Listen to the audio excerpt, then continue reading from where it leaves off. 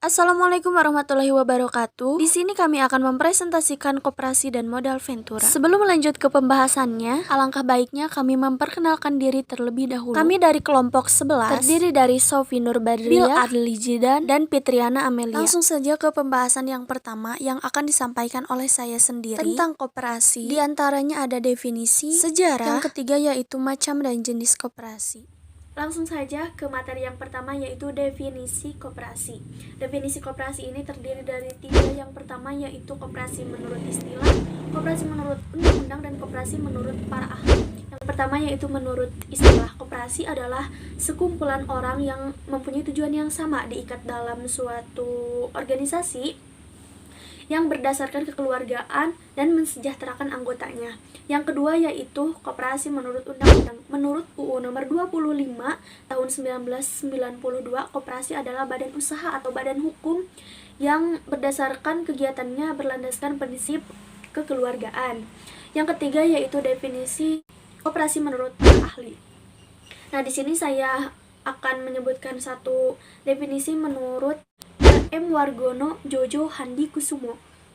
Beliau menyebutkan koperasi adalah sekumpulan seorang yang mempunyai keinginan hendaknya untuk kegiatan ekonomi. Nah, selanjutnya yaitu saya akan menjelaskan tentang sejarah singkat koperasi. Sejarah singkat koperasi itu bermula dari abad ke-20. Koperasi itu bukan berasal dari orang yang miliarder, orang kaya, atau orang yang jabatannya tinggi, bukan. Tapi koperasi itu tumbuh di kalangan masyarakat. Nah, waktu itu ekonomi masyarakat itu ditimbulkan karena adanya kapitalisme yang memuncak. Nah, saat itulah masyarakat cukup sulit gitu ya, dengan kehidupan yang sederhana dan kebutuhan ekonomi yang terbatas. Para kolonialisme semakin terus-menerus mengintimidasi penduduk sehingga menyebabkan masyarakat berkesulitan dan sangat diprihatinkan. Di samping itu, para rentenir dan lintah darat mereka semakin terus-menerus memperkeruh suasana untuk mendapatkan keuntungan yang sebesar-besarnya. Nah, di sanalah masyarakat Indonesia ekonominya sedang tidak stabil-stabilnya. Dikarenakan ya begitu, ekonomi masyarakat menyebabkan para petani dan masyarakat menjual tanahnya kepada rentenir tersebut untuk bisa melunasi hutang-hutangnya karena sistem perpajakan dan perbungaan yang cukup tinggi. Nah, di sanalah masyarakat saling bantu-membantu untuk bisa menstabilkan kembali ekonominya. Maka dari itu, seiring berjalannya waktu muncullah ide-ide pokok yang suatu ide dikeluarkan tentang koperasi. Nah, pertama kali koperasi dikemukakan oleh Patih di Purwokerto, Jawa Tengah. Dia mendirikan sebuah bank untuk pegawai negeri. Di sanalah kehidupan ekonomi masyarakat semakin stabil kembali ke semula. Yang ketiga yaitu ada macam dan jenis-jenis koperasi. Terdiri dari 4. Yang pertama berdasarkan fungsinya, yang kedua yaitu berdasarkan tingkat dan luas kerja, yang ketiga yaitu berdasarkan jenis usaha, dan yang terakhir yaitu berdasarkan jenis anggotanya. Dan mungkin segitu materi yang dapat saya sampaikan. Mohon maaf bila ada atau banyak kekurangan atau kesalahan. Semoga bisa dapat dipahami oleh teman-teman. Materi selanjutnya akan disampaikan oleh Fitriana Amelia. Baik, terima kasih kepada moderator. Di sini saya akan menjelaskan materi yang selanjutnya. Yang pertama, prinsip dan tugas. Menurut penjelasan Pasal 5 Undang-Undang Perkoperasian Nomor 25 Tahun 1992, adapun yang menjadi prinsip-prinsip koperasi ialah 1. Keanggotaan bersifat sukarela dan terbuka. 2. Sifat kesukarelaan dalam keanggotaan koperasi mengandung makna bahwa menjadi anggota koperasi tidak boleh dipaksakan oleh siapapun. 3. Pengelolaan dilakukan secara demokratis. 4. Pembagian sisa hasil usaha dilakukan secara adil. 5. Pemberian balas jasa yang terbatas terhadap modal. Dan yang keenam, kemandirian. Ciri-ciri dan unsur koperasi. Beberapa ciri-ciri dari koperasi ialah 1. Terdiri dari perkumpulan orang. 2. Pembagian keuntungan menurut perbandingan jasa. 3. Tujuannya meringankan beban ekonomi anggotanya. 6. Modal tidak tetap atau berubah menurut banyaknya simpanan anggota.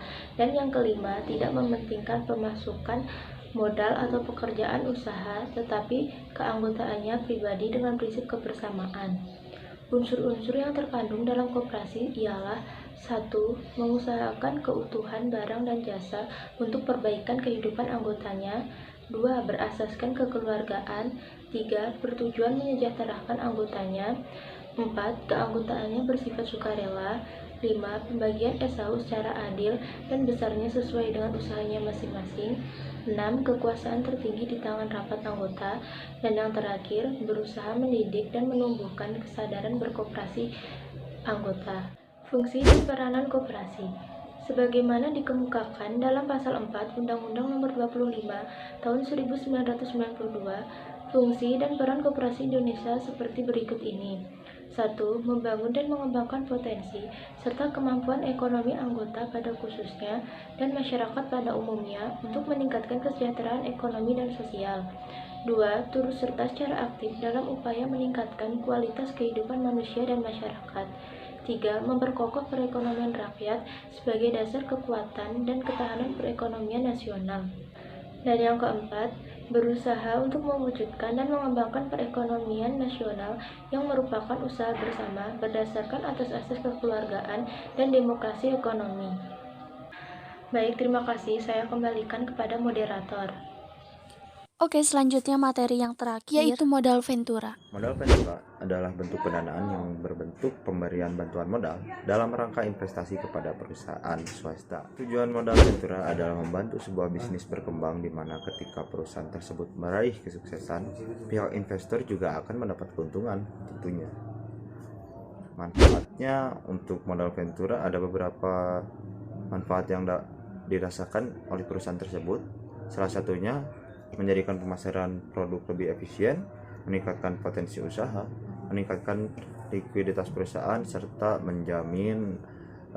meningkatkan persentase kesuksesan pada perusahaan tersebut.